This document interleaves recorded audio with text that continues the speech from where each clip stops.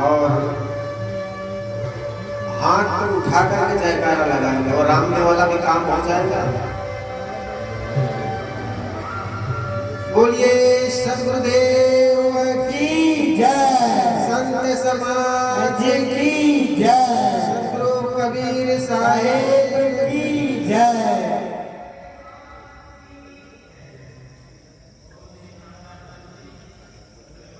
उपस्थित हर शरीर कबीरा साहिब पधारे पूज्य महंत जी और श्यामगढ़ से पधारे हमारे महंत साहब जी, हमारे श्री असीम साहब जी व विराजमान साध्वी बहने, सत्संग प्रेमी बंधुओं, शक्ति भक्ति के स्रोत ममतामयी माताओं, लगातार 2 मीटिंग में आप सत्संग से लाभ ले रहे हैं। यह भारत भूमि धर्म प्रधान देश है और धर्म प्रधान देश इसलिए कहा जाता है क्योंकि यहाँ पर धर्म और अध्यात्म के नाम पर सबसे पुराना ऋग्वेद इस धराधाम पर पैदा हुआ, लिखा गया।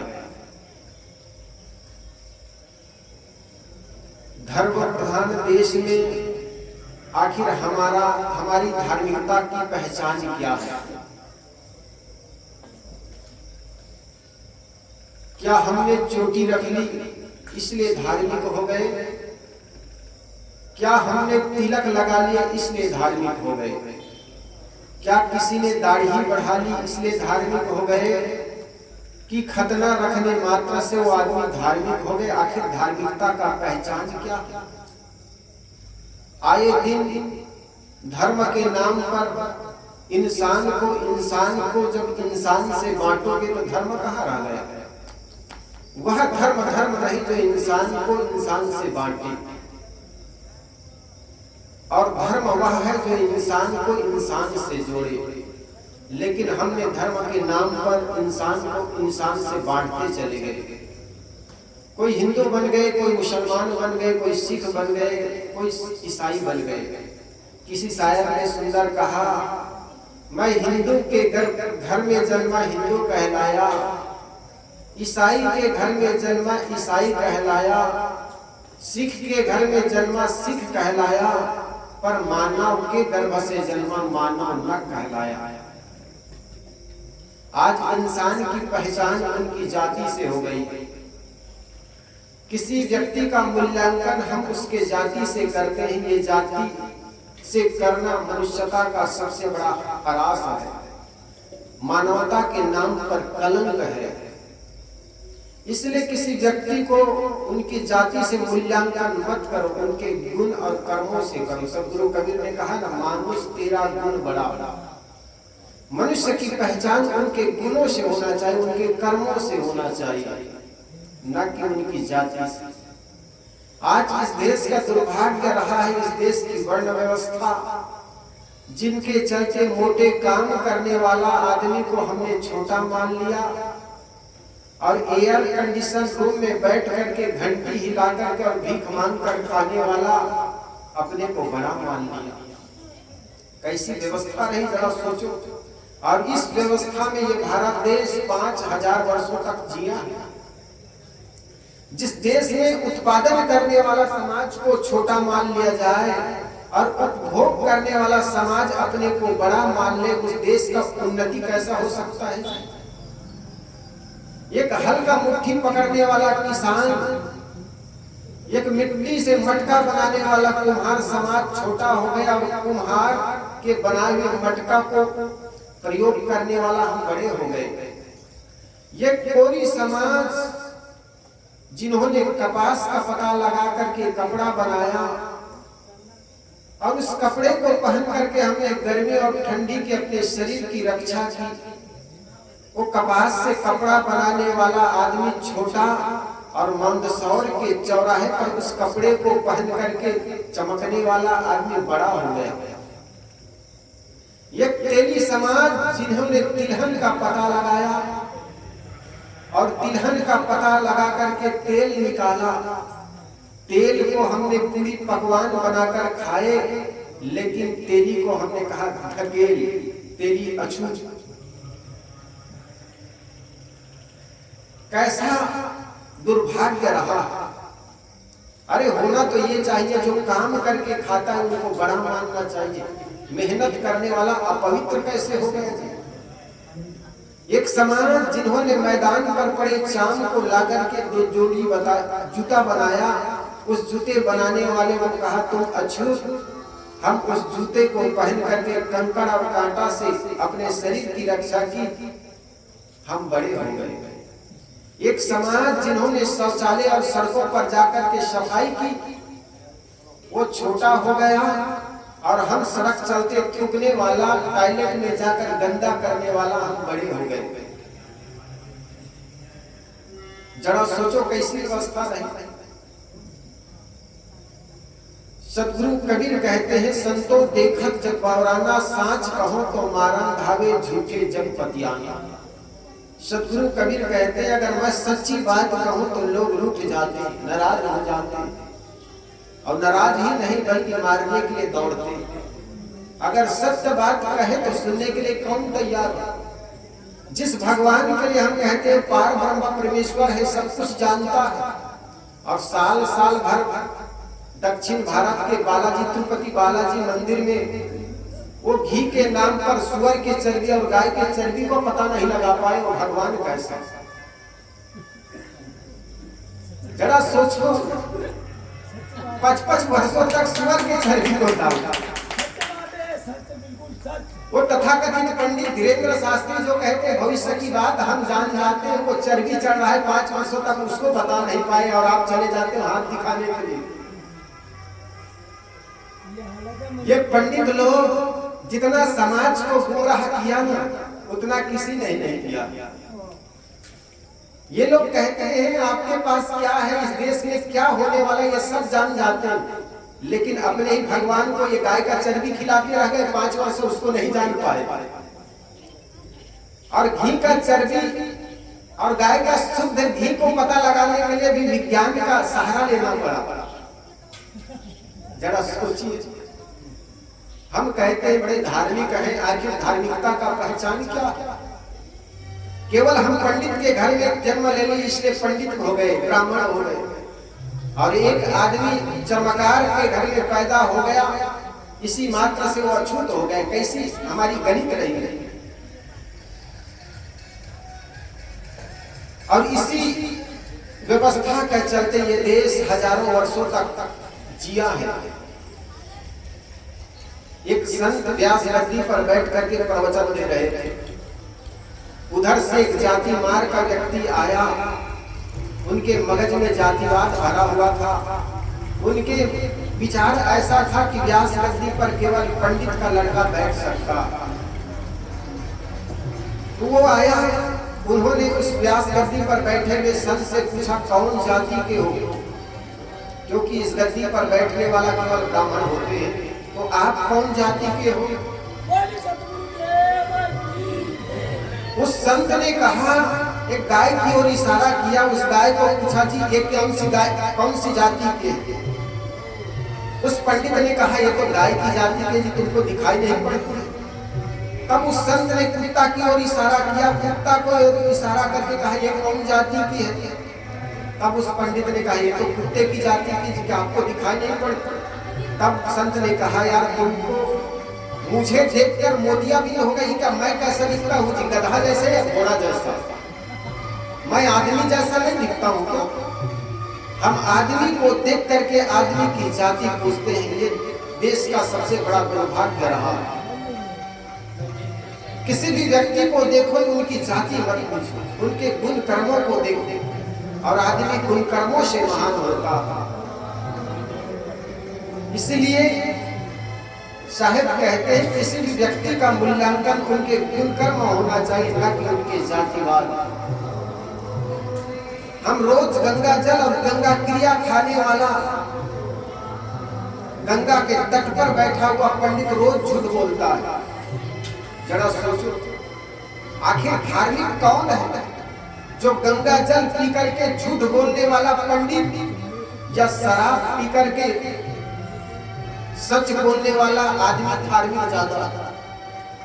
पश्चात देश में हमारे एक अच्छे मित्र रहते हैं, वो कभी कभी घूमने जाता है विदेश में, रहता तो यही है। एक बार बता रहे थे, साहब क्या बताएं, हम विदेश की यात्रा कर रहे थे, करते करते हमारा एक बार संध्या हो गई, रात्रि हो गई, तो हमने विश्राम करने के लिए होटल में गए।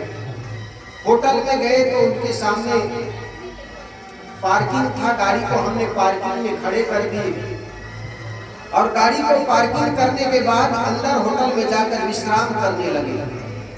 हमें सुबह कहीं जाना था तो निकल करके देखे पार्किंग में हमारी गाड़ी को किसी ने एक्सीडेंट कर दिया था। हम देख ही रहे थे कि गाड़ी में क्या क्या नुकसान हुआ है, क्या क्या हानियां हुई है, क्या क्या टूटा है। उतने में एक सीट पर पुर्जा रखा हुआ था, तो सीट पर पुर्जा रखा हुआ था, उस सीट के पुर्जा को उठा करके पढ़ने लगा तो देखा था एक व्यक्ति ने लिखा था कि जी मैं रात में शराब की हालत में, शराब के नशे में आ रहा था, लेकिन नशा इतना था कि मैं ब्रेक मारा, गाड़ी ब्रेक रुकी नहीं और आपकी गाड़ी में जाकर के टकरा गई। और आपकी गाड़ी में टकरा गई तो आपकी गाड़ी डैमेज हो गई, खराब हो गई। ये गाड़ी को ले जाकर के किसी गैरेज में दिखा दीजिए, जो भी नुकसान है उसको मैं पे कर दूंगा। वो संत कहता है मेरे को विश्वास नहीं हुआ कि एक आदमी एक्सीडेंट करके घर चला जाए और अपने मोबाइल नंबर लिख के छोड़ जाए कि आपकी गाड़ी एक्सीडेंट मैं कर दिया हूँ और जो भी टूटा फूटा है उसका पे मैं कर दूंगा, ये नंबर से बात कीजिए। वो देख ही रहे थे, उतने में एक आदमी आ गया और कहने लगा भाई साहब आपने काफी देर कर दी, मुझे अमुक जगह जाना है, आप इस गाड़ी को गैरेज में डाल दीजिए और जो भी नुकसान है उसका मैं पे कर देता हूँ। वो संत कहता है मैं तो देखते रह गया, एक आदमी जो शराब पीकर बोलता है सच, वो छुपाता नहीं अपनी गलती को, और एक गंगा तट पर गंगा क्रिया और गंगा जल पीने वाला व्यक्ति झूठ बोलता। आखिर धार्मिक कौन है? गंगा जल पी करके झूठ बोलने वाला कि शराब पी करके सच बोलने वाला व्यक्ति? जनेऊ कहकर चोटी रखने कर झूठ बोलने वाला व्यक्ति कि बेगर जनेऊ बेगर चोटी रखे जीवन के साथ सत्य बोलने वाला व्यक्ति धार्मिक कौन है? आपके जहन में पैदा होगा वही आदमी धार्मिक है जो सतपथ पर चलता है और सत्य बात करता है। लेकिन हमने धार्मिकता का पहचान रख लिया कि एक आदमी चोटी रखता है वो बड़ा धार्मिक आदमी, तिलक लगाने वाला आदमी धार्मिक, जनेऊ पहनने वाला आदमी धार्मिक, मंदिर में जाकर टंकोरी और घंटी बजाने वाला आदमी धार्मिक। एक आदमी खेतों में दिन भर काम करता है, उसमें हमें धार्मिकता नजर नहीं आती। ईमानदारी पूर्वक सड़कों पर साफ करने वाला आदमी, दुकान में बैठ करके ईमानदारी पूर्वक ग्राहकों को भगवान के रूप में देखने वाला आदमी को हम धार्मिक नहीं मानते। ये घर में बहू है अपने सास ससुर में जिनको भगवान का रूप देखती है, वो देवी को हम धार्मिक नहीं मानते। नवरात्रि में उपवास रख करके सास बहू को रोज गालियां देने वाले वो आदमी धार्मिक हो जाता है। हमारी धार्मिकता का पहचान होना चाहिए आदमी के स्वभाव को देखकर। इसलिए सदगुरु कबीर कहते सांच कहो तो मारन धावे झूठे जग बतियाना। हमारा यह देश धार्मिक प्रधान देश कहलाता है, फिर भी ये देश गरीबी में जीता। आज इस देश में भूखमरी है, बेरोजगारी है, आए दिन बेरोजगार हड़ताल में बैठे रहते हैं। इस देश में गरीबी है, भूखमरी। तथा कथित पंडितों से कहो कि आज इस देश में गरीबी क्यों है, तो पंडित कहते हैं ये देश के लोग जवान युवती युवक न तो भगवान को मानते हैं न तो वेद को मानते हैं। और मैं कहता हूँ जिस देश के लोग विज्ञान की आंखें लेकर के पैदा हो रहे हैं वो अंधविश्वास से भरे हुए तुम्हारे ये धर्म को कैसे स्वीकार करेंगे? जो बच्चे विचारवान पैदा हो रहे हैं, जिनके अंदर विचार की आंखें हो, तुम्हारे अंधविश्वास से भरे हुए धर्म को स्वीकार कैसे करेंगे? जिसके अंदर में विचार होगा, जिसके अंदर जो व्यक्ति विचारवान होगा, वो हर बात को तौलेगा, तरासेगा, तब उनको स्वीकार करेगा। हमारे देश का दुर्भाग्य रहा है, जो आदमी धर्म के नाम पर विचार करेगा, ईश्वर और परमात्मा के नाम पर विचार करेगा, वो नास्तिक हो जाएगा, नरक में जाएगा। आदमी ने विचार करना छोड़ दिया और विचार करना छोड़ दिया, इसलिए इस देश में अंधविश्वास पैदा हुआ। हमारे देश में धर्म के नाम पर अंधविश्वास पैदा हुआ और पश्चात देश में धर्म विज्ञान के नाम पर ज्ञान पैदा हुआ। हम रोज लक्ष्मी और कुबेर की पूजा करने वाला ये देश गरीब हो गए। कारण क्या? हमने सोच लिया अजगर करे न चाकरी, पक्षी करे न काम, दास मल्लुका कह गए सबका दाता राम। हमने यही सोच लिया भगवान पैसा देगा, भगवान धन देंगे, माँ लक्ष्मी पैसा बरसाएंगे, और वर्ष में एक बार लक्ष्मी की पूजा करते हैं। व्यापारी और लोग सोचते हैं लक्ष्मी की पूजा नहीं करेंगे तो हमारे घर में धन घट जाएगा। लेकिन हजारों वर्षों से लक्ष्मी और कुबेर की पूजा करने वाला यह देश आज भी गरीबी में जी रहा है। स्विट्जरलैंड और जापान, दुनिया का सबसे बड़ा धनाढ्य देश स्विट्जरलैंड है। वह उस देश में कुबेर का खजाना गड़ा हुआ है, उस देश में लक्ष्मी का खजाना गड़ा हुआ है। वो देश के लोग कोई लक्ष्मी की पूजा नहीं किया, उस देश के लोगों ने कभी कोई कुबेर की पूजा नहीं की, लेकिन फिर भी वहां पर कुबेर का खजाना गड़ा हुआ। कारण क्या? दुनिया के सारे ब्लैक मनी स्विट्जरलैंड के स्विस बैंक में जमा करते हैं। वो इतना धनाढ्य देश, वहां पर सैनिक के नाम पर सरकार एक रुपया भी खर्च नहीं करती है। हर आदमी अपने आप में मजबूत है, सैनिक बने हुए। हमारे देश में करोड़ों रुपए सैनिक के नाम पर खर्च करते हैं, फिर भी ये देश में आए दिन घुसपैठी घुस जाते हैं, कहीं बम गिरा दिए जाते हैं, जो कि हम भगवान भरोसे बैठे हुए। कुछ आदमी को कहो कि कहो भाई कैसे हो, तब कहते हैं साहब भगवान सब ठीक है। जिस देश में जरा सोचो जन्म से लेकर मरने का ठेका भगवान लेता हो, उस देश का उद्धार कैसे हो सकता? किसी आदमी को कहो भाई कैसे ठीक हो, तो कहता है साहब भगवान ने जन्म दे दिया, भगवान बड़े कर दिए, पढ़े लिखे डिग्रियां भगवान ने दे दी, बाल बच्चे आ गए, भगवान ने बाल बच्चे दे दी, थोड़े दिन में फिर बूढ़े हो गए, मर गए, भगवान ने मार डाला। जिस देश में जन्म से लेकर मृत्यु तक का ठेका भगवान लेता हो, उस देश का उद्धार कभी नहीं हो सकता। इसलिए सदगुरु कबीर ने कहा, कर भैया बलावनी छाड़ बिरानी आस, जाके आंगन नदिया बहे सोकस मरे प्यास। अपने बाहों बल पर भरोसा करो, किसी जातिवाद के चुंगल में मत फंसो कि भगवान कराएगा तब होगा। दो लड़के थे, दोनों लड़के घोड़े पर बैठ करके शिकार करने के लिए जा रहे थे। जाते जाते रास्ते भटक गए, दोनों को प्यास लगी, पास में देखा कुआं है, बाल्टी रखी हुई है। जल्दीबाजी में एक लड़का घोड़ा से उतरा, बाल्टी और रस्सी लेकर के जैसे ही पानी निकालने के लिए कुआं में बाल्टी डाला, तो ख्याल आया यार मैं तो राजा का लड़का हूं। आवाज आ रही है आप लोग? आ रही? उधर की आवाज ज्यादा हो रही। तो उस लड़का को ख्याल आया कि मैं राजा का लड़का हूं, पानी कैसे निकालूंगा? आदमी को अहंकार होता है, काम करे तो छोटा करे, मैं क्यों करूं बड़ा बड़ा। उन्होंने रस्सी निकाली, बाल्टी निकाल लिया वापस, और मित्र से कहा मित्र पानी निकालो और पियो और पिलाओ। मित्र ने कहा तुम निकालते क्यों नहीं, तुम भी तो हट्टे कट्टे हो। उन्होंने कहा मित्र जानते नहीं मैं राजा का लड़का हूं, शहजादा हूं, आप पानी निकालो और निकाल करके पिलाओ। उस लड़का ने कहा तुम शहजादा हो तो मैं भी कम थोड़े हूं, मैं हूं वजीर ज्यादा। और वजीर कहते हैं मंत्री को। राजा को शराब कबाब में पड़ा रहता, जो भी काम करता मंत्री करता था, और मंत्री हर काम को संभालता था।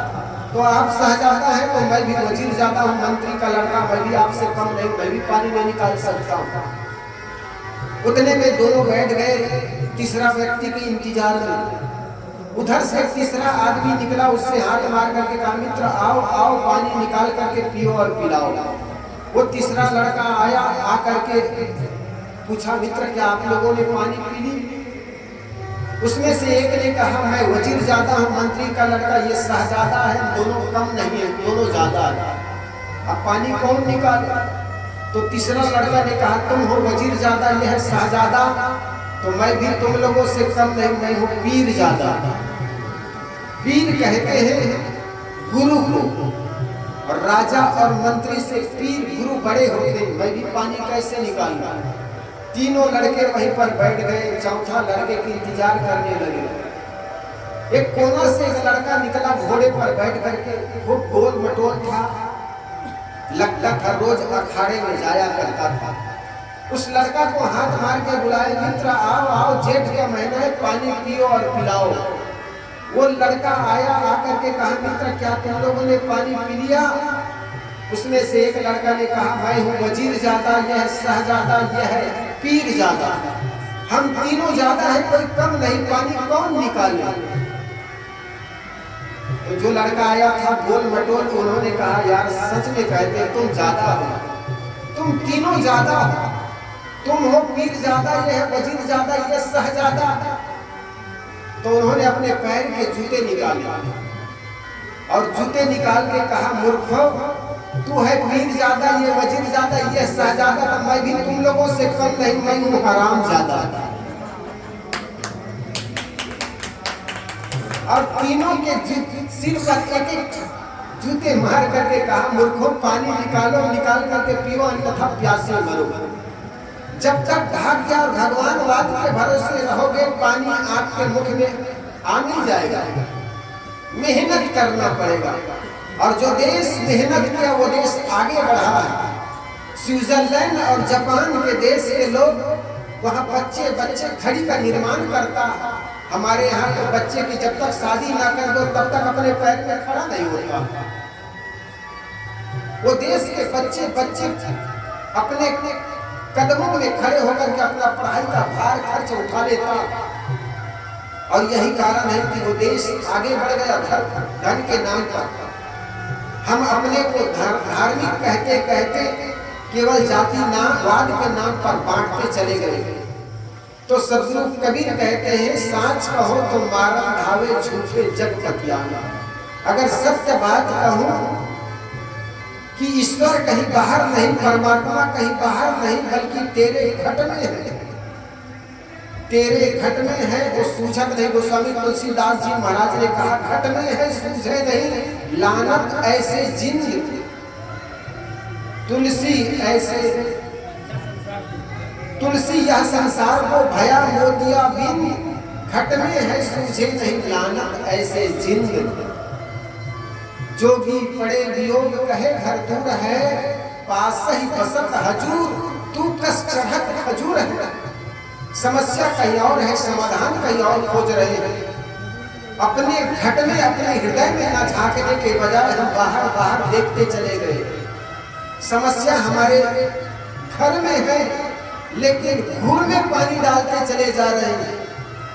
हृदय में आग लगी हुई है, लेकिन शिवलिंगी में पानी डालते चले जा रहे हैं। सोच रहे हैं आग जब हृदय में लगी है तो शिवलिंगी में पानी डालने से क्या होगा जी? समस्या जहां है वहां तो काम करो। एक बार की बात, एक विद्यालय में एक इंस्पेक्टर आया ये जानने के लिए कि विद्यालय में कितनी पढ़ाई होती है। तो इंस्पेक्टर भी कुछ पियक्कर स्वभाव के था, पी करके आया। जब पी करके आया तो कुछ मास्टरों ने देखा इंस्पेक्टर कुछ लड़खड़ा रहे हैं, तो दो लड़के को भेजा, जाओ जी इंस्पेक्टर को ले आओ। इंस्पेक्टर को लाए, 10:30 का टाइम था, सारे बच्चे प्रार्थना कर रहे थे। प्रार्थना करके खड़े हुए थे।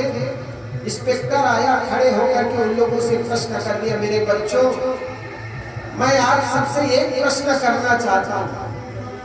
मास्टरों ने कहा सर यहाँ पर कक्षा 8 से लेकर कक्षा 1 के सारे बच्चे खड़े हैं, अपने अपने क्लास में जाने दीजिए, फिर पूछिएगा। इंस्पेक्टर ने कहा ऐसी कोई बात नहीं, मैं इन्हीं सारे बच्चों के बीच एक प्रश्न कर देता हूँ और कोई भी लड़का खड़ा होकर बता दे तो मैं जान जाऊंगा इस विद्यालय के सारे बच्चे होशियार हैं। मास्टरों ने कहा कोई बात नहीं सर, करिए। तो इंस्पेक्टर ने कहा एक रेलगाड़ी 120 किलोमीटर प्रति घंटा के रफ्तार से चलती है दिल्ली और बंबई के बीच, तो बताओ मेरी उम्र क्या है? कोई है यहाँ का डॉक्टर मास्टर बता सकता है? जरा ध्यान दीजिए मेरी बातों पर। इंस्पेक्टर ने कहा एक रेलगाड़ी 120 किलोमीटर प्रति घंटा के रफ्तार से चलती है, तो बताओ मेरी उम्र क्या है? मास्टर भी अपने कपार खुजलाने लगे, सिर खुजलाने लगे। सोचे यार, जिस प्रश्नों का उत्तर हम नहीं दे सकते वो प्रश्नों का उत्तर हमारे बच्चे कैसे देंगे? और मास्टर लोग तो हैरान तब ज्यादा हुए जब पीछे का एक गड़रिया का लड़का था, उसने हाथ हिलाया, सर मैं बताऊं? तो मास्टर बड़े हैरान हुए कि हम जिस प्रश्नों का उत्तर नहीं दे सकते उनके उत्तर ये लड़का कैसे दे देगा? जीवन भर तो पेड़ चढ़ाया है बदमाश। हम कभी क्लास में प्रश्न करते थे, कभी बताते नहीं थे। आज जब ये इंस्पेक्टर अटक पटक प्रश्न कर दिया, आज हिला रहा है हाथ, पता नहीं ये कैसा उत्तर, क्या उत्तर देंगे, हमारा सारा रिजल्ट ही खराब कर देगा। तो इंस्पेक्टर ने देखा एक लड़का हाथ हिला रहा है, उन्होंने कहा बेटा बता। उन्होंने खड़ा होकर के कहा सर आपकी उम्र 42 वर्ष होनी चाहिए। जैसे 42 वर्ष का तो मास्टर कुछ कलम निकाला, कागज निकाला और जोड़ घटाना की तो बिल्कुल उनकी उम्र 42 वर्ष हो रही थी, न तो एक दिन कम न तो एक दिन ज्यादा।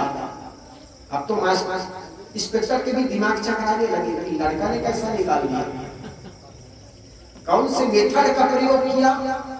मास्टर ने पूछा अच्छा बेटा ये बता कौन से मेथड, कौन से फार्मूला का प्रयोग किया, कौन सी विधि का प्रयोग किया जो कि मेरी उम्र बिल्कुल 42 वर्ष से निकाल दी? लड़का ने कहा सर माफ करे तो बताओ।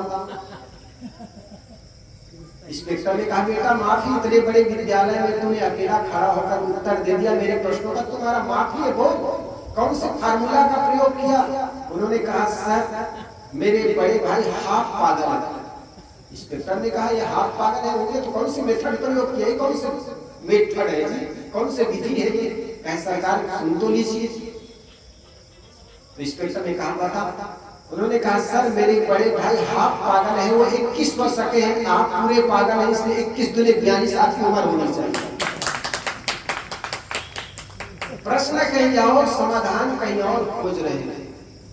दिल्ली और बंबई के बीच जो ट्रेन चल रही है उसकी उम्र मास्टर का कैसे निकाल लोगे?